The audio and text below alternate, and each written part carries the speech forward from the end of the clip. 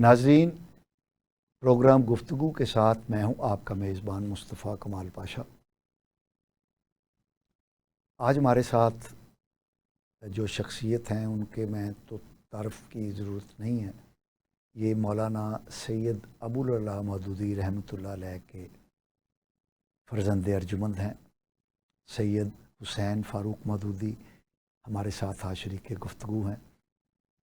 ان سے ہم نے گفتگو کرنی ہے، براہ راست ہم گفتگو کی طرف چلتے ہیں۔ ویلکم جناب سید صاحب، آپ کا بہت بہت شکریہ کہ آپ ہمارے پروگرام میں تشریف لائے۔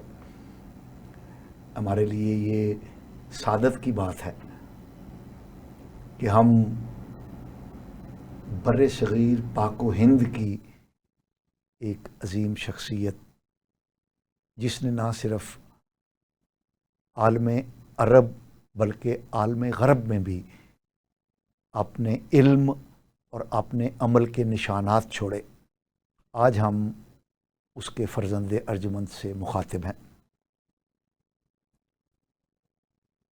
اور آپ کو آج دعوت دینے کا جو ہمارا مقصد تھا کہ آپ نے جو وہ تاریخ بنتے ہوئے دیکھی، آپ اس تاریخ کے اندر، اس تاریخی سفر کے اندر مولانا کے شریک سفر تھے، ایک بیٹے کے طور پر اور ایک معاون کے طور پر۔ ویسے تو ناظرین مولانا کے 6 بیٹے اور 3 بیٹیاں تھیں، ایک بیٹی کا انتقال ہو چکا ہے۔ تو حسین فاروق مودودی کو یہ اعزاز حاصل رہا کہ مولانا نے ان کو اپنے ساتھ شریک کار بنایا، اپنے بیٹے کے طور پہ، اپنے معاون کے طور پہ یہ ان کے ساتھ رہے، اور مولانا کے انتقال تک یہ مولانا کے اس تاریخی سفر کا، تحریکی سفر کا، زندگی کا حصہ رہے۔ ایک بات بتائیے حسین فاروق مودودی صاحب کہ ہمیں مولانا کے بیٹوں کو پہچاننے میں مشکل آتی ہے کہ ہر بیٹا جو ہے وہ فاروق مودودی ہے، تو ہمیں مطلب اس کی وجہ تسمیہ بتائیے کہ ہر بیٹا فاروق مودودی کے نام یعنی ان کے نام کا حصہ ہے، اس کی کیا وجہ تسمیہ ہے؟ بسم اللہ الرحمن الرحیم۔ ناظرین السلام علیکم، آپ کا بھی بہت شکریہ کہ آپ نے مجھے یہ موقع دیا۔ اصل میں یہ ہمارے والد کے حضرت عمر فاروق آئیڈیل تھے۔ اچھا۔ تو انہوں نے اپنے بیٹوں کے نام میں فاروق بیچ میں لگا دیا، اور پھر اس کے بعد میاں طفیل محمد صاحب نے بھی اپنے بچوں کے نام پہ ابین کی طرح ہر بچے کے نام کے ساتھ فاروق لگا۔ اچھا اچھا۔ تو یہ 2 میں چلا، ہمارے والد میں بھی، اور میاں طفیل محمد صاحب نے بھی اپنے بچوں کے نام کے ساتھ، بیٹوں کے نام کے ساتھ فاروق رکھا۔ اچھا، آپ کا تھوڑا سا ہمیں پس منظر بتائیے کہ آپ کس طرح، آپ کے باقی جو بھائی ہیں وہ تو بڑے بڑے عہدوں پہ گئے، امریکہ، باہر کے ممالک میں، لیکن آپ بھی ہیوسٹن میں قیام پذیر ہیں 40 سال سے، لیکن آپ کا مولانا نے آپ کو اپنے ساتھ کس طرح اور کیوں شریک کیا؟ اصل میں جب میں نے گریجویشن کی نا گورنمنٹ کالج لاہور سے، تو میں پنجاب یونیورسٹی میں ماسٹر آف پبلک ایڈمنسٹریشن میں ایڈمیشن لے رہا تھا، ایم پی اے۔ اس وقت امریکہ سے 2 ڈپارٹمنٹ ملے تھے پاکستان کو، ایم بی اے انہوں نے کراچی یونیورسٹی کو دیا تھا، ٹھیک ہے، ایم پی اے انہوں نے پنجاب یونیورسٹی کو دیا تھا۔ یہ امریکہ نے امریکن یونیورسٹیز کے، تو اس میں شروع کے سالوں میں نے یہ ایڈمیشن لینے کی کوشش کی۔ تو میرے والد نے مجھے کہا کہ میری خواہش یہ ہے کہ تمہارے بڑے بھائی احمد فاروق امریکہ وہ 60s میں چلے گئے تھے۔ اچھا، پڑھنے کے لیے یا وہ پڑھنے کے چلے گئے تھے؟ احمد فاروق مودودی، ڈاکٹر احمد فاروق، ٹھیک ہے۔ تو دوسرے جب سب سے بڑے بھائی تھے عمر فاروق مودودی، انہوں نے جب عربک ایم اے کر لیا یہاں سے، تو انہوں نے خواہش ظاہر کی سعودی عربیہ جانے کی۔ اچھا۔ تو ہمارے والد نے اس زمانے میں فیصل کی کیبنٹ میں جو ایجوکیشن منسٹر تھے، وہ ہمارے والد کے بہت معتقد اور دوست تھے، اچھا، سعودی، ان کے پاس بھجوا دیا۔ اچھا۔ تو انہوں نے ان کو اپنے بچوں کی طرح اپنے ساتھ رکھا، ٹھیک، اس ڈپارٹمنٹ میں۔ اوکے۔ تو انہوں نے کہا کہ اب 2 بھائی باہر چلے گئے ہیں، تو میری خواہش ہے کہ تم میرے جو ذاتی معاملات ہیں جماعت کے نہیں، ذاتی جو میرے معاملات اور یہ میری جو فائنانشیل چیزیں ہیں ان کو تم دیکھ بھال کرو. اس زمانے میں ہمارے والد کے پاس صرف رسالہ ترجمان القرآن تھا، جس کی 200-250 روپے بھی انکم نہیں ہوتی تھی. اچھا، یعنی مولانا نے اپنے ذاتی مصارف کے لیے، ذاتی مسائل کا حل کے لیے، اور کتابیں جتنی بھی تھیں، جو کتابیں انہوں نے اپنی ذات کے لیے رکھی ہوئی تھیں جن کا وہ مدد لیتے تھے، وہ بھی جماعت کے لوگ اور جماعت کے ادارے شائع کرتے تھے. اسلامک پبلیکیشن کتابیں شائع کرتی تھی، اور مکتبہ تعمیر انسانیت ہوتا تھا شیخ قمر الدین صاحب کا، جو تفہیم کی جلدیں شائع کرتا تھا. ٹھیک ہے. تو انہوں نے کہا کہ مجھے جو ہے اخراجات میں یعنی جو ہونا چاہیے وہ مجھے صحیح طریقے سے نہیں، تو تم ان چیزوں کو دیکھو. تو میں نے پھر وہ سارے انتظامات سنبھال لیا. ٹھیک ہے. ان کے ساتھ. تو اس میں پھر 2-3 واقعات جیسے آئے، جیسے میں نے جب دیکھا کہ وہ ان کی کتابوں پہ وہ ہر سال پاکستان بننے کے بعد ٹیکس ادا کرتے تھے. اچھا. جبکہ کانسٹیٹیوشن میں تھا کہ جو کریٹو بکس ہوتی ہیں اس پہ ٹیکس نہیں ہوگا. اچھا. جیسے علامہ اقبال کی کتابوں میں نہیں تھا، نسیم حجازی کے ناولز پہ نہیں تھا، اس طرح اور بھی جو آتھر تھے کریٹو بکس پہ ٹیکس نہیں. اچھا. لیکن ہمارے والد ہر سال ٹیکس دیتے تھے. پھر میں نے جب فائلیں وغیرہ دیکھی تو ان کی طرف سے ایک درخواست CBR میں جو سینٹرل بورڈ آف ریونیو میں گئی ہوئی تھی کہ میری کتابیں یہ کریٹو بکس ہے، اس لیے اس پہ ٹیکس نہیں ہونا چاہیے. اس پہ کبھی فیصلہ ہی نہیں ہوا 15 سال سے. 15 سال. تو ہر سال ٹیکس دے دیتے تھے.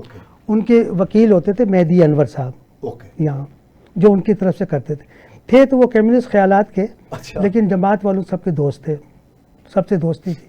میاں صاحب وغیرہ سب سے دوستی تھی ان کی. تو وہ پھر میں نے جب انتظام سنبھالا تو پھر میں نے میرے ایک یہاں ماموں ہوتے، رشتے کے ماموں ہوتے تھے خواجہ حبیب اللہ. ہاں، وہ انکم ٹیکس کمشنر تھے لاہور کے. اچھا. میں ان کے پاس گیا دفتر میں، وہ میں نے دکھایا، میں نے کہا یہ سلسلہ ہے اور ٹیکس پہ ٹیکس دے رہے 15 سال سے. انہوں نے کہا تم ٹیکس مت دو. اچھا. ٹیکس بند کر دو. اور مجھے ایک اپلیکیشن ابین کے نام سے دے دو، ہمارے والد کے نام سے ڈرافٹ کروا دی کہ جب تک میری اس سو اس اپلیکیشن کا ڈیسیجن نہیں ہوگا میں ٹیکس نہیں پے کروں گا. اور وہ میں نے رجسٹر کر کے بھیج the central board of revenue. تو وہ ملتے ہی وہاں قرآن مچ گیا. اچھا. یہ کیا؟ تو وہ پھر مہدی انور صاحب آ گئے، میاں صاحب کو انہوں نے لیا، اور جو بھی اس وقت اکابر تھے وہ سب ابین کے پاس آ گئے کہ حسین صاحب نے یہ کیا کام کیا ہے. تو وہ کہہ رہے ہیں، یہ مہدی انور صاحب کہہ رہے ہیں کہ آپ کو وہ کمشنر آفس پہ بھی بلا لیں گے، اور آپ کو جو آپ نے ٹیکس نہیں دیا اس پہ جرمانہ بھی ہوگا. تو میرے والد نے کہا کہ آپ تسلی رکھیں. انہوں نے وہ اپلیکیشن جو بھیجی تھی وہ بھی دکھا دی، اور انہوں نے کہا اگر یہ مجھے بلائیں گے تو میں تو نہیں جاؤں گا، میرا وکیل چلا جائے گا، اور اگر یہ مجھے جرمانہ کریں گے تو میں ان کو دوں گا نہیں، میں اس کو چیلنج کر دوں گا. تو آپ فکر نہ کریں، کچھ نہیں ہوگا. چنانچہ 2 ہفتے کے بعد فیصلہ ہو گیا. CBR کا لیٹر آ گیا معذرت کے ساتھ کہ ہم نے غلط ٹیکس یہ ہم نے اتنی دیر ڈیلے کی، اور اس کے ساتھ 25,000 روپے کا ایک چیک ریفنڈ، جو جتنا ٹیکس پاکستان بننے سے اس وقت تک دیا تھا وہ سارا ریفنڈ ہو گیا. اچھا، پاکستان بننے کی آپ نے بات کی. مولانا دہلی سے ہجرت کر کے تشریف لائے تھے پاکستان، پٹھان کوٹ سے. اس پٹھان کوٹ کیسے شفٹ ہوئے تھے؟ مولانا کا تو جو جائے پیدائش ہے وہ تو حیدرآباد تھی. حیدرآباد دکن. تو پٹھان کوٹ جانے کا اور پھر وہاں سے پاکستان آنے کا ذرا ہمیں بتائیے. اصل میں جب یہ ترجمان القرآن خرید لیا، انہوں نے لکھنا شروع کیا ترجمان میں. یہ ترجمان القرآن حیدرآباد دکن میں ابوالکلام آزاد نہیں، یہ وہاں کوئی اونر تھا جس کا یہ رسالہ تھا حیدرآباد میں. اوکے. اس سے انہوں نے خریدا. اچھا. پھر ہمارے تایا ابوالخیر مودودی اس کے پہلے پرنٹر پبلشر بنے. اچھا. پبلشر بنے. اور یہ حیدرآباد میں؟ ہاں، حیدرآباد میں. اوکے. پھر وہ پاکستان تھے، وہی رہے یہ جب ابوالخیر مودودی. ہاں. تو یہ اس وقت لوگوں نے جب اس کو پڑھنا شروع کیا تو اس کی قاری میں یہ علامہ اقبال بھی تھے. اوکے. اور ہمارے جو میری سسرالی ہے خاندان ہے، ڈاکٹر ریاض خدیج صاحب کے بڑے بھائی مولوی ظفر اقبال صاحب، وہ بھی اس کے قاری تھے، اور وہ اس وقت اسلامیہ کالج کے پروفیسر تھے. اسلامیہ کالج ریلوے روڈ کے؟ یہ ریلوے روڈ. پھر وہ بعد میں ہیڈ آف دی ڈپارٹمنٹ بھی ہو گئے. اوکے. تو اس زمانے میں انہوں نے پھر ابین کا ایک درس ارینج کیا ہمارے والد کا اسلامی کالج میں, جو ہر مہینے وہ ایک دن آتے تھے اور وہ درس دیتے تھے. کہاں سے آتے تھے؟ دہلی سے. دہلی سے مہینے میں ایک دفعہ صرف درس دینے کے لیے آتے تھے. اوکے. اس میں یہ ہے پری پارٹیشن. بہت پہلے. تو اس وقت چند اسٹوڈنٹ ہوتے شروع میں, اور آخر میں یہ تھا کہ وہ ہال میں شفٹ ہو گیا, ہال بھی بھر جاتا تھا. تو ان لوگوں میں سے جس میں یہ پروفیسر عبدالحمید صدیقی صاحب, جیلانی بی اے صاحب, اور بھی بہت سارے لوگ, مولا غلام علی صاحب, یہ لوگ سب اس زمانے میں متاثر ہوئے بیان سے, اسلامیہ کالج کے اسٹوڈنٹس جو جماعت میں بعد میں آئے. تو وہ درس اسی زمانے میں علامہ اقبال سے بھی ابین کے مراسم ہوئے. اور پھر اسی زمانے میں چودھری نیاز علی خان صاحب, جن کا وہ پٹھان کوٹ تھا, دارالسلام کی ایک انہوں نے ٹرسٹ بنایا ہوا تھا, جس کی ایک انہوں نے پراپرٹی جو بنجر سی تھی وہ وقف کی ہوئی تھی. تو انہوں نے علامہ اقبال سے کہا کہ آپ یہ جو جماعت بنانے کا ایک آئیڈیا ہے, آپ یہ وہاں کیوں نہ. تو وہ آئیڈیا تو ہمارے والد نے کریٹ کیا تھا کہ ایک ایسی مسلم جماعت. تو انہوں نے کہا اس کے لیے آپ ابو العلا مودودی صاحب کو کانٹیکٹ کریں. یعنی نیاز علی صاحب کو علامہ اقبال نے کہا کہ مولانا مودودی سے ان کو دعوت دیں. تو وہ پھر ابین سے ملے, اور پھر یہ وہاں پر پٹھان کوٹ شفٹ ہو گئے. یہ پہلی جماعت جو یہاں, اور یہ جو جماعت پہلی بنی تھی وہ بھی اسلامیہ پارک میں ہی بنی تھی, لاہور میں. وہ ابھی گھر موجود ہے جس میں یہ 32 آدمی 33 آدمی شریک ہوئے تھے. اور وہ کس کا گھر تھا؟ وہ ایک اور گھر تھا جو کرائے پہ لیا گیا تھا اسی علاقے میں. اب وہ ایک فیملی رہتی ہے, وہ بھی جماعت کے قریب ہی ہے. اس میں وہ سب دوست ہی ہیں سارے. لیکن یہ کہ مولوی ظفر اقبال صاحب کا گھر تھا, ان کے ساتھ ایک اور گھر تھا, اس میں ہم رہائش پہ تھے, اس کے ساتھ یہ گھر تھا جو کرائے پہ لے کے پھر یہ جماعت اس میں بنی تھی. اور یہ پٹھان کوٹ میں پھر بستی, یہ پھر یہاں سے پٹھان کوٹ شفٹ ہو گیا. ٹھیک ہے. کہ نیاز علی صاحب نے جو قطع زمین, اور وہاں پر جماعت نے ایک بستی جو آباد ہوئی, جس میں نہ پانی تھا, پانی تو خیر وہ نہر کا یہ کنواں تھا, اور نہر بھی ایک ساتھ سے جاتی تھی, لیکن وہ بالکل وہ تھے بے آب ہو گیا, نہ بجلی تھی نہ کوئی اور چیز تھی. تو یہ لوگ اس ماحول میں یہ جماعت وہاں سب ان کی آبیاری جو ہوئی وہ اس ماحول میں ہوئی, جس میں میاں طفیل محمد صاحب اور نعیم صدیقی صاحب اور یہ سارے پرانے لوگ جو ہیں, ایک لسٹ ہے جو یہ وہاں جا کے رہے. اور یہ نیاز علی صاحب کا رابطہ علامہ اقبال نے, علامہ اقبال کے وہ دوست تھے, اور انہوں نے وہ بعد میں پھر جماعت سے اختلاف سے نکل بھی گئے, لیکن انہوں نے وقف جو تھا وہ وقف کر دیا تھا, وہ نہیں واپس نہیں لیا, وہ نہیں لیا وہ اس. اچھا, اب یہ بتائیے کہ یہ آپ جو اچھرا ہے, اچھرا میں جو مولانا کی رہائش ہے جہاں پر ان کا مرکز بھی ہے, ادھر کیسے شفٹ ہوا ہے؟ اچھا, اس وقت جب پاکستان بنا تو پٹھان کوٹ سے جب حالات بہت خراب ہوئے تو وہاں جو جماعت کی ٹریننگ اور یہ تھی, ہمارے والد نے وہاں ان سب لوگوں کو بہت ٹرین کر لیا, اور کچھ ایکس فوجی بھی آ گئے تھے جماعت میں. تو وہ پھر جتنی بھی امونیشن حاصل کیا گیا, پھر خندقیں کھود لی گئیں, تو وہ سارا رات کو پہرا. تو وہاں کی آبادیوں کو یہ معلوم تھا کہ یہ آبادی جو ہے یہ بہت پروٹیکٹڈ ہے, تو کوئی جرت نہیں کرتا تھا اس طرف آنے کی. تو ہمارے والد نے پہلے پاکستان سے فوج کی 1-2 گاڑیاں, جیپیں اور ٹرک منگوا کے سارے جتنے بھی وہاں فیملیز آباد تھی ان کی بیوی بچوں کو سب کو, اس میں ہماری والدہ بھی اور ہم بچے بھی ایک ٹرک میں وہ کلوائے لاہور شفٹ ہو گیا. کس جگہ پہ؟ پٹھان کوٹ سے. وہ آ کے پہلے رکا بڑا جو ظفر اللہ عزیز صاحب تھے, ان کا یہاں خاندان تھا, جن کے بڑے بیٹے اس میں اردو ڈائجسٹ نکالنے والے میں تھے, مجھے اب نام یاد نہیں آ رہا. تو ان کے یہاں کچھ عورتیں بچے اترے, کچھ اور جگہ وہاں سے شفٹ ہوئے, اور ہم لوگ, ہماری والدہ, ہم بچے جو تھے وہ پھر مولوی ظفر اقبال صاحب کے یہاں آ کے اترے. انہوں نے کہا کہ مولانا کیوں نہیں آئے, وہ ان کو بہت سخت پریشان تھے. تو ان کو کہا کہ نہیں, مرد سارے رک گئے ہیں وہاں پر, عورتیں بچے سارے نکل آئے. تو یہ بہت ہمارے والد اور ان کے سارے باقی دوست میاں صاحب وغیرہ یہ اس کے کافی بعد میں وہاں سے نکلے. اچھا, حفاظت میں ہی وہاں سے پہ یہ نکل. پھر یہ یہاں پر جو یہ اسلامیہ پارک میں یہ جہاں گھر بنے ہوئے, وہاں سارا میدان تھا اور ساتھ قبرستان تھا. اس میں پھر رولدو سے لے کے ٹینٹ, کس سے؟ رولدو ایک کمپنی ہے یہاں جو ٹینٹ سپلائی کرتی ہے. رولدو, ان سے پھر وہ لے کے خیمے لے کر اور وہ آبادی آباد کی گئی یہاں. اوکے. جو لوگ پارک میں اسلام. تو برسات کے زمانے میں جب بارشیں شروع ہوئیں تو مولوی ظفر اقبال صاحب نے کہا کہ آپ اپنی بیوی بچوں کو تو میرے گھر میں شفٹ کر دیں. تب میں نے کہا نہیں, جہاں سب میرے دوست احباب رہ رہے ہیں وہیں پر میرے بچے رہیں.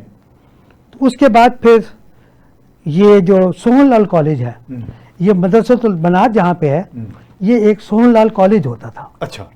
اس میں سوہن لال کالج تھا, بلڈنگ تھی پوری, اور اس کے ساتھ سوہن لال کی 3 کوٹھیاں تھیں. اوکے. یہ ہندو تھا. ہندو.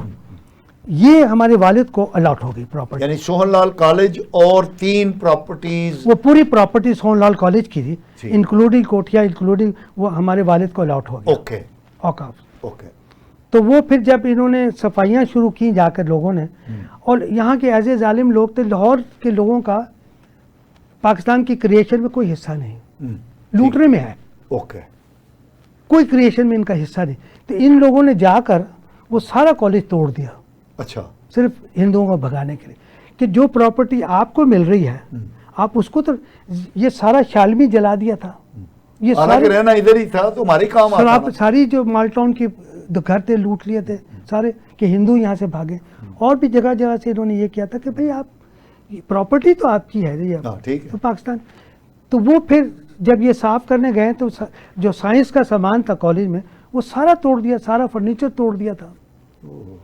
اسی زمانے میں جب صفائی کر رہے تھے تو یہ مدرسۃ البنات جن کا ہے, وہ پتہ نہیں حیات بھی ہے نہیں, حمیرہ بیگم تھی ایک خاتون جن کا انڈیا میں بھی مدرسۃ البنات تھا. اوکے.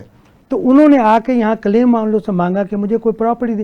انہوں نے پراپرٹی کے اوپر ایک اور کلیم دے دیا, کلیم کے اوپر ایک اور کلیم دے دیا. یعنی جو مولانا کے نام پراپرٹی شفٹ ہو ہوئی چکی تھی وہ انہوں نے وہی اس خاتون کے نام بھی منتقل کر دی. اس کو کینسل بھی نہیں کیا, بتایا بھی نہیں, اور وہ ان کو دے دیا. اچھا. تو پھر انہوں نے یہ تجویز دی ہمارے خاتون نے, انہوں نے, کہ کیونکہ ہمیں یہ مدرسۃ البنات بنانا ہے تو آپ کالج ہمیں دے دیجیے, کوٹھیاں آپ لے لیجیے.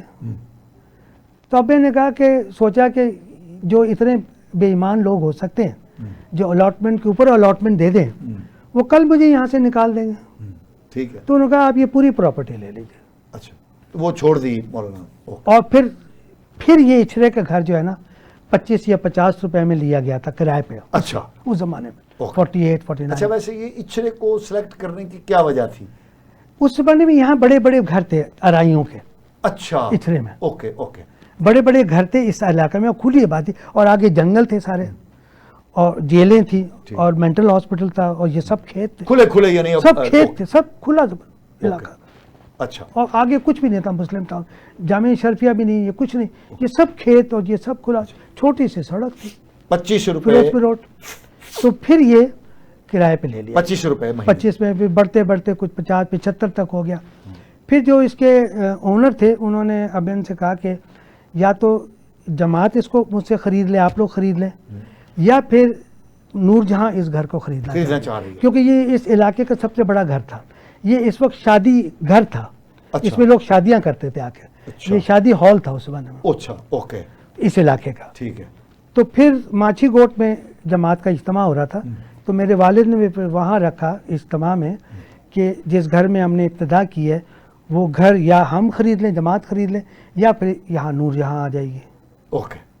تو پھر عورتوں نے اور لوگوں نے جو جس کے پاس تھا بالیاں گڑیاں یہ سب اتار کے دیے, اور اسی وقت وہ 55,000 روپیز اس اجلاس میں جمع ہو گیا.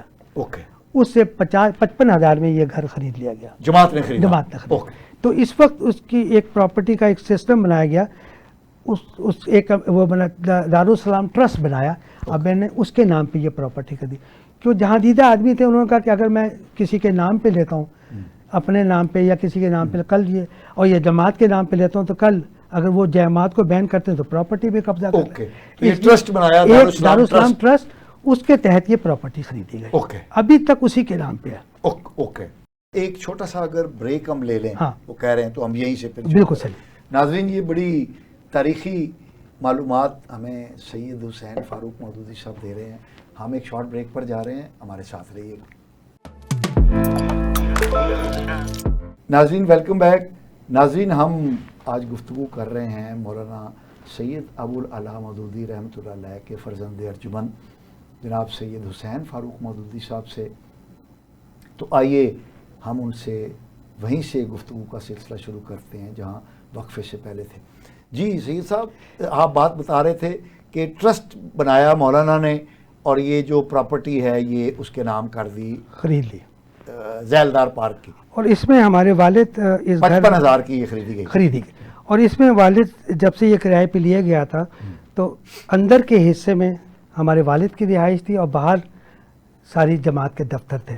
اور ہمارے والد کا یہ مسئلہ تھا کہ وہ اپنا دفتر اور اپنا گھر الگ نہیں رکھ سکتے. ان کے کام کی نوعیت ایسی تھی کہ وہ ساری رات بیٹھ کے لکھتے تھے اور صبح تھوڑی دیر سوتے تھے, اور اس کے بعد سارا دن ان کی ملاقاتیں یا جو بھی جماعت کا تحریکی کام امیر تو وہ جماعت الگ الگ نہیں رکھتے. تو جو رہائش کا حصہ ان کے پاس تھا اس کی وہ باقاعدہ ایک ایک پیسہ جماعت کے بیت المال کو ادا کرتے تھے, اس کا کرایہ, ٹھیک ہے, اس کے بجلی کا بل وہ خود دیتے تھے, پانی اس زمانے میں مفت تھا, پمپ تھا, تو جو بھی خرچ تھے وہ خود کرتے تھے. اس کا رنگ روغن صفائی اپنے حصے کی وہ خود کرتے تھے, باقی جماعت. تو انہوں نے کبھی تو اس کے بعد پھر جماعت کے لیے جو گاڑی خریدی گئی تھی جماعت کے امیر کے لیے اور جماعت کے کاموں کے لیے جو گاڑی, وہ امیر بھی استعمال کرتا, جماعت کے کاموں میں بھی استعمال ہوتی. اچھا, ایک ہی گاڑی تھی. اسی میں جو گھر میں کبھی کوئی استعمال ہوتی تھی, یا ہم کبھی ڈاکٹر کے پاس جاتے تھے یہ بچے, یا کبھی والدہ ہماری, تو وہ اس کے بھی مائلیج کے حساب سے پیسے دے دیتے تھے, ایک ایک پیسہ جمع دیتے تھے. ٹھیک ہے. تو اب یہ کیسے؟ تو اس کے بعد پھر جب یہ منصورہ کے لیے ملتان روڈ پہ ایک بہت بڑی زمین جماعت نے بعد میں خرید لی. اوکے, یعنی جماعت کا ہیڈ کوارٹر بنانے کے لیے وہاں خرید لی. اوکے. اس میں ایک تھے اس زمانے میں ایک ایڈیٹیرین مسلمان تھے, احمد نصر الدین. ہاں, اوکے. وہ بہت بڑے اسٹیٹ ڈیولپر تھے اور وہ اٹلی میں سیٹل ہو گئے تھے, میلان میں ان کا ہیڈ کوارٹر تھا. اچھا. انہوں نے اب ان کی کتابیں پڑھی تو وہ وہاں سے ملنے آئے ہمارے والد کو, بڑے شوق سے, اور بڑے تحفے تحائف لے کے آئے, بہت امیر آدمی تھے. اوکے. تو انہوں نے ہمارے والد سے کہا کہ میں آپ کی کوئی خدمت کرنا چاہتا ہوں. بہت مہنگے تحائف بھی لے کے آئے تھے. تو میرے والد نے کہا کہ میں کسی سے ذاتی خدمت نہیں لیا کرتا. اچھا. لیکن اگر آپ نے کچھ کرنا ہے تو یہ جماعت والوں نے زمین لی ہوئی ہے اور یہ اپنا ہیڈ کوارٹر بنانا چاہتے ہیں, تو انہوں نے نقشہ بھی بنایا ہوا ہے, کچھ کام بھی کر رہے ہیں, تو یہ آپ ان کی مدد. انہوں نے کہا جی میرا تو یہ کام ہے. اوکے, ٹھیک ہے, میں تو یہی تو کرتا ہوں, میرے لیے اس سے بڑی سعادت کیا ہوگی.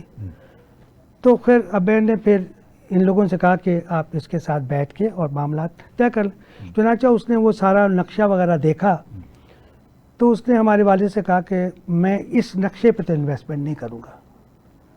ہاں, اگر یہ مجھے کہیں گے کہ ہم یہی بنانا چاہتے ہیں تو جو پیسہ لگتا ہے میں ان کو دے دوں گا. یعنی جو یہ بنانا چاہتے ہیں منصورہ میں پیسے دے دیتا ہوں, پیسے دے دوں, لیکن میں اگر بناؤں گا تو یہ نقشہ نہیں. اگر میں بناؤں گا اور میری خوشی ہوگی تو میں یہ خود بنواؤں گا, اس کا میپ بھی میں بنواؤں گا اور سارے پیسے بھی میں خرچ کروں گا, سب کچھ میں دوں. ٹھیک ہے. تو انہوں نے کہا کہ ٹھیک ہے. چنانچہ اس نے وہاں سے نکلتے ہی میرے ساتھ ہی بیٹھ کے اس نے سارے ملکوں میں فون کیا. بابر علی بھی اس کے جان پہچان والے میں تھے, پیکیجز والے. بابر علی کو بھی فون کیا. اس نے دنیا میں جتنے آرکیٹیکٹ تھے بڑے بڑے ان سب کو پاکستان بلوا لیا, پی سی میں ٹھہرایا. اس وقت انٹر کانٹیننٹل ہوتا تھا. تو اس میں اس نے سب کو ٹھہرایا اور پورا جو ہے نا وہ لے گئے یہاں سے پروجیکٹ, اور وہ سارا ڈیزائن کر کے وہ واپس لایا منصورے کا. وہ کہا مولانا میں یہ ڈیزائن کر لایا ہوں اور اس کا سارا پیسہ میں اپنے کانٹریکٹر سے بنواؤں گا. اوکے, ٹھیک ہے. اس کی جو شرائط ہوتی کہ اس مدت میں مکمل ہوگا, پہلے فیز میں اتنا دوں گا, دوسرے فیز میں اتنا دوں گا, تیسرے فیز میں اتنا دوں گا, اور اس میں جو بھی قیمتیں بڑھتی ہیں اس کا اس پہ اطلاق نہیں ہوگا کیونکہ میں مٹیریل کے بھی سارے پیسے دے دوں گا اپ فرنٹ. اوکے, ٹھیک ہے. اس نے کہا کہ دنیا میں یہی ہوتا ہے کہ وہ پروجیکٹ بڑھ جاتے ہیں مٹیریل نہ پرچیز کرنے, تو میں اپ فرنٹ میں دوں گا تاکہ قیمتیں نہ بڑھیں. موجودہ قیمتوں پہ سارا پیسے دے دوں گا تاکہ یہ سارا مٹیریل پرچیز کر لیں. اوکے. تو میں اور اس کی مدت میں جس مدت میں یہ بننا ہے اس سے اوپر اگر وہ جائے گا کانٹریکٹر تو اس کو پر ڈے فائن ہوگا. اچھا. تو جو میں مدت کہوں گا کہ 2 سال میں, 1 سال میں, 3 سال میں, یہ اس میں مکمل ہو جائے گا. اوکے, ٹھیک ہے. تو ان لوگوں نے کہا کہ جی مولانا ان سے کہیں کہ جو بھی اسی کے نقشے پہ ہم بنائیں گے لیکن یہ ہمیں دے دے, ہم اپنے طریقے سے اس پہ بہت سارا پیسہ بچا لیں گے. اوکے. جو ایک بلڈر اپنا پروفٹ نکالے گا وہ ہم بچا کے اور کام کر لیں, ہم اپنے اور پروجیکٹ بنا لیں گے. تو اب میں نے اس سے کہا, اس نے کہا ٹھیک ہے مجھے کوئی اعتراض نہیں, لیکن میری یہ شرائط ہے کہ ایک تو میں ایکسٹرا پیسہ نہیں دوں گا آپ کو, آپ میرا مٹیریل خریدے, ایکسٹرا ٹائم نہیں دوں گا, اور جو اس پروجیکٹ پہ میں نے پیسہ رکھا اس سے علاوہ نہیں دوں گا. اوکے ٹھیک, اور میں ہر فیز پہ پیسہ دینے سے پہلے آ کے اس کو چیک کروں گا کہ اس کے مطابق چل رہا ہے کہ نہیں. ہاں وہی ہوا جو پہلے فیز کے بعد جو وہ آیا تو اس نے سر پیٹ لیا اپنا. انہوں نے کہا یہ تو انہوں نے سارا میرا ڈیزائن ہی چینج کر دیا. اب میں نے کہا میں تو پیسہ نہیں دوں گا ان کو اس کے علاوہ کوئی بھی. ٹھیک ہے, تو پھر انہوں نے وہ سارا اس کا فیس ٹھیک کیا. پھر وہ اس نے کیا, انہوں نے کیا, انہوں نے ٹھیک ہے اس کے مطابق کیا جیسے وہ چاہتا تھا, پھر اس نے ان کو دی. لیکن بدقسمتی یہ کہ نہ اس پیسے میں یہ مکمل کر سکے, نہ انہوں نے مٹیریل خریدا, مٹیریل بھی مہنگا ہو گیا. چنانچہ مسجد مکمل ہو گئی, آفیسز مکمل ہو گئے, اور جو کوارٹرز تھے ریزیڈنٹ وہ مکمل ہو گئے, لیکن مینارے نہ بن سکے. 2 مینارے بننے تھے مختلف ڈیزائن کے, اس سے مختلف ڈیزائن تھا. یہ ڈیزائن بھی اب ان کا ڈیزائن ہے, یہ احمد نصر الدین کا جو ڈیزائن اس پہ نہیں بنے ہوا, اور یہ ایک مینار بنا ہوا ہے. وہ بھی پھر بیچارے خلیل حامدی صاحب دوسرے ملکوں سے جا کے اور مانگ کے لا کے, تو اس پیسے میں انہوں نے مکمل نہیں کیا اس کا. ظاہر صلاحیت نہیں تھی, صلاحیت نہیں تھی وہ ظاہر ہے ایک یہ. اور پھر انہوں وہ جو اس نے ہمارے والد کا جو پلاٹ رکھا تھا 8 کنال کا, جو ابھی بھی موجود ہے منصورے میں, 8 نمبر 1 پلاٹ اس نے ہمارے والد کا رکھا تھا. اچھا, اس پورے منصوبے میں وہ مسجد کے بالکل اپوزٹ وہ پلاٹ خالی, اس میں نرسری بنی ہوئی ہے اس وقت. تو وہ ابھی بھی مولانا کے نام ہے. ہاں وہ ابین کے نہیں, وہ ابین نے جماعت کو واپس کر دیا تھا کہ میں نہیں لے. اس گھر کے بدلے میں یہ جب گھر خریدا انہوں نے, جب میاں صاحب ان لوگوں نے کہا کہ آپ بھی اب منصورے چلیں, تو ابین نے کہا کہ مجھے اس عمر میں آپ یہیں بیٹھا رہنے دیں 5 دار پر.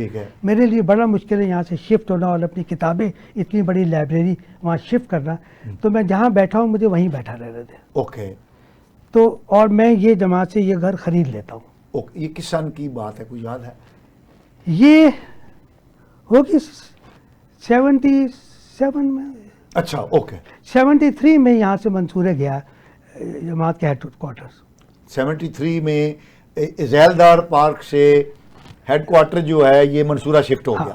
اوکے, یہ اس کے ایک سال اسی 74 کی بات. اوکے, تو یہ مولانا نے کہا کہ مجھے شفٹ نہ کریں اور میں یہ خرید لیتا. ہاں, اس کے بعد پھر انہوں نے اب ان سے کہا کہ میں جماعت جو بھی اس کی مارکیٹ ویلیو ہے وہ لگا لیں, میں وہ جماعت کو دے دوں گا. اوکے, جو میرے پاس پیسے ہیں کیش دے دوں گا, میں اپنا پلاٹ دے دوں گا جو منصورے والا ہے جماعت کو اسی قیمت میں جس میں نے لیا ہے, اور میں یہاں مجھے یہاں. تو پھر پہلے تو جماعت نے شورا نے فیصلہ کیا کہ نہیں آپ بیٹھے رہیں یہاں, آپ کے بچے بھی رہیں, ہم نہ آپ سے خالی کرائیں گے نہ بچوں سے خالی کرائیں گے, تو آپ یہاں رہیں. اب میں نے کہا کہ نہ میں جماعت کے اس پہ رہوں گا اور نہ اپنے بچوں کو رہوں. تو مجھے انہوں نے کہا کہ تم کوئی گھر کرائے پہ لو, تو میں اس میں شفٹ ہو جاؤں گا, میں جماعت کے اس پہ نہیں رہوں گا. تو اور اس کے بعد پھر کہیں کوئی جگہ لو. مجھے انہوں نے کہا کہ گرمانی صاحب سے بات کرو تم جا کر. گرمانی, ہاں, ان کا بہت بڑا گھر تھا گلبرگ میں, ابھی بھی ہے. تو ان کا ایک رائٹ ہینڈ سائڈ پہ ایک پلاٹ تھا جس میں ان کی تدفین ہوئی ہوئی ہے کچھ 6 کنال کا. ان سے پوچھو اگر وہ مجھے دے دیں تو میں وہاں گھر بنا لیتا ہوں. تو میں ان کے پاس گیا, گرمانی صاحب کو میں نے بات بتائی. انہوں نے کہا کہیں تم کرائے پہ مت لو کوئی جگہ, میرا سارا گھر خالی پڑا ہوا ہے, میں ایک کمرے میں رہتا ہوں, مولانا کو یہاں شفٹ کرو فوراً. اور میں اس پلاٹ میں ابھی نیر علی دادا کو بلواتا ہوں اور اس گھر کا نقشہ بنواتا ہوں, اور جتنی بھی جو بھی پیسے اینٹیں جو وہ سب میں دوں گا. اچھا, تم فوراً مولانا کو یہاں. پھر میں میرے والد نے جنرل شیر علی صاحب کا بھی کہا تھا کہ ان سے نواب زادہ شیر علی پٹودی جو یحییٰ خان کے دور میں وزیر اطلاعات بھی تھے. اطلاعات بھی, ان سے کیا تعلق تھا؟ اب ان کی دوستی ہو گئی تھی بعد میں. اچھا, اب ان کا بہت آتے تھے. اوکے, تو وہ ان سے بھی بات کر لو. تو میں نے ان سے ان کے گھر گیا, میں یہ لارنس روڈ پہ. ہاں, تو انہوں نے اسی وقت گاڑی نکالی, میرے ساتھ گئے کیمپس میں, ان کی زمینیں تھیں. انہوں نے کہا جتنی زمین یہاں چاہیے تمہیں, آموں کے باغ تھے, جتنی تمہیں زمین چاہیے 8 کنال 10 کنال 20 کنال جتنی چاہیے لے لو, اور اس میں جتنا بھی مٹیریل ہوگا وہ میں ڈلواؤں گا, اور تم یعنی گھر شروع کرو یہاں. ان کے بھی آ گئی پروپوزل. تو میں پھر گھر آ کے میں نے ابھی ان کو بتایا.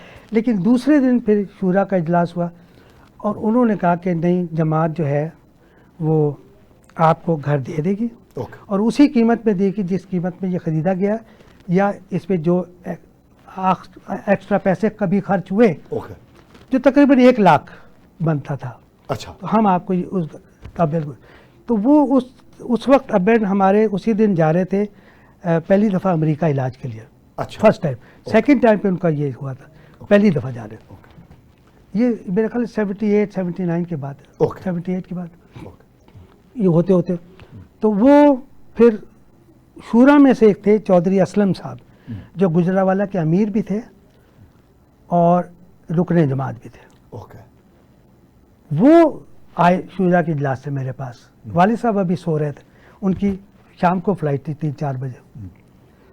تو انہوں نے مجھے کہا کہ وہ آپ کو مبارک کو, جماعت نے مولانا کو گھر دینے کا فیصلہ کر لیا ہے. اچھا. جس قیمت میں لیا تھا اسی میں, اور ایک 10,000 کا یہ جو اب ان کا پلاٹ تھا منصورے کا, اس کا بیانہ 10,000 روپے کا ایک بیانہ کا چیک لکھ کر انہوں نے مجھے دے دیا کہ یہ مولانا کو دے دیجیے گا, یہ ایڈجسٹمنٹ میں آ گیا. یہ وہ گھر, یہ پلاٹ مجھے دے دیں. میاں اسلم کو, چودھری اسلم صاحب. اچھا, کہ یہ بیانہ میں دے رہا ہوں اس پلاٹ کا. اوکے. اچھا, میں بچہ تھا, میں ہوگی 20-22 سال, مجھے نہیں سمجھتا, مجھے لینا نہیں چاہیے تھا اصولاً. اچھا. یہ آپ ان سے ہی بات کیجیے گا بہن سے, بیانے وانے کا, میں اس کا حقدار نہیں ہوں. لیکن یہ کہ وہ بہرحال اب بہن اٹھے تو میں نے ان کو بتایا, والد صاحب اٹھے تو میں نے ان کو بتایا کہ جی وہ اس طرح وہ آئے تھے, انہوں نے گھر دینے کا فیصلہ کر لیا. انہوں نے مسکرایا, میں نے کہا یہ وہ چیک دے گئے تھے اپنے بیان اس گھر کا. وہ مسکرائے اور انہوں نے وہ رکھ کے اپنی وہ چیک لے کے اپنی دراز میں ڈال دیا. اچھا. اور وہ پھر امریکہ چلے گئے. اچھا, مسکرائے مولانا. ہاں. یہ اچھا, آپ نہیں سمجھے کہ کیوں مسکرائے؟ ہاں, میں نہیں سمجھا. تو واپس آ کے انہوں نے پھر میاں صاحب اور سب کو بلوایا.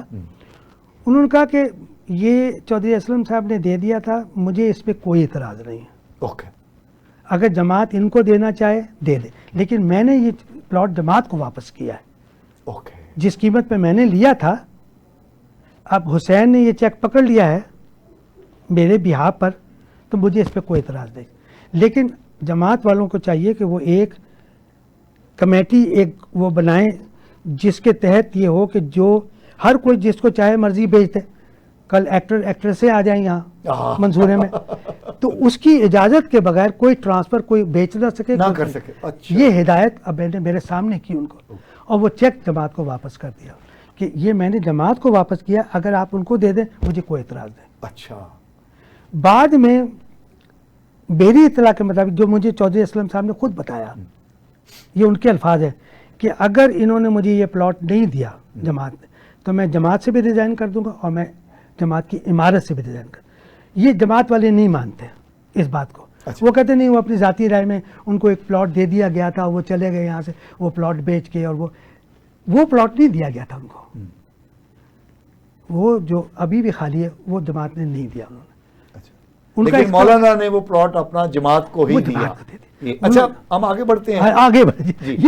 اچھا, ایک بات بتائیے, ایک زمانے میں کنٹروورسی پیدا ہوئی تھی اور کہا گیا تھا کہ مولانا کی جو بیگم صاحبہ ہیں ان کا تعلق اصغر خان کی بیگم سے ہے, کوئی رشتہ داری ہے, اور اصغر خان کی بیگم جو ہے وہ قادیانی ہے.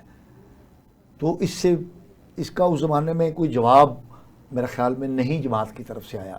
تو یہ کیا تعلق داری تھی آپ کی والدہ کی اصغر خان صاحب کی بیگم صاحبہ سے؟ اصل میں یہ تو بالکل غلط بات کہیں پھیلائی گئی ہے کہ اصغر خان کی بیگم جو ہے قادیانی, یہ کہیں میں نے کبھی نہیں سنا. میں ویسے 40 سال سے پاکستان سے باہر ہوں, لیکن کبھی یہ میں نے پہلی دفعہ آپ سے سنا. شاید پھیلائی کو, لیکن یہ نہیں. اصغر خان کا بھی کوئی تعلق نہیں تھا قادیانیوں سے, اور ان کی بیگم کا بھی نہیں. اور میرے والدہ کی دور سے یہ فرسٹ کزن تھے, قریبی رشتہ داری نہیں تھی. اوکے.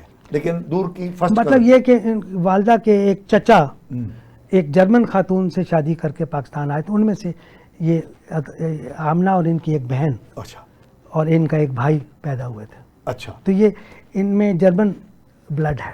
اوکے. لیکن مسلمان ہے, یہ مسلمان ہے, پکی مسلمان ہے, لیکن یہ کہ قادیانی سے کوئی تعلق نہیں. یہ غلط. آپ کی والدہ کے بارے میں ہم نے سنا تھا کہ شادی جب مولانا کی ایک بیٹی کی ہونے لگی, شاید حمیرہ یا نام مجھے بھی سے یاد نہیں ہے, تو کچھ رسومات کرنے کی کوشش کی گئی, تو مولانا نے کہا کہ نہیں یہ غیر شرعی ہیں, تو یہ تو گھر میں نہیں میں کرنے دوں گا. تو پھر ہم نے سنا کہ وہ شاید باہر کی گئی. یہ کیا کنٹروورسی؟ نہیں, ایسی کوئی بات نہیں مولانا کی بیگم صاحبہ تو ماڈرن خاتون نہیں تھی. ہماری والدہ بچپن میں وہ سائیکل بھی چلاتی تھی, کانوینٹ کی پڑھی ہوئی تھی. اچھا. اور بہت حیدرآباد سے ان کا تعلق تھا؟ دہلی سے. اور سید تھی؟ سید. یہ جو جامع مسجد کے امامت ہے نا اس خاندان کے, میری والدہ کے خاندان کے پاس. اچھا. ابھی تک یہ بخاری خاندان, یہ اور میری والدہ کا خاندان ایک. اچھا. تو یہ ہماری والدہ کے خاندان میں ابھی تک یہ امامت چلی آ رہی ہے. امامت چلی آ رہی ہے. اوکے. اور یہ بزنس مین خاندان تھا. ہمارے نانا کا فیکٹری تھی جس میں یہ براس کی نلکیاں بنتی تھیں. اچھا.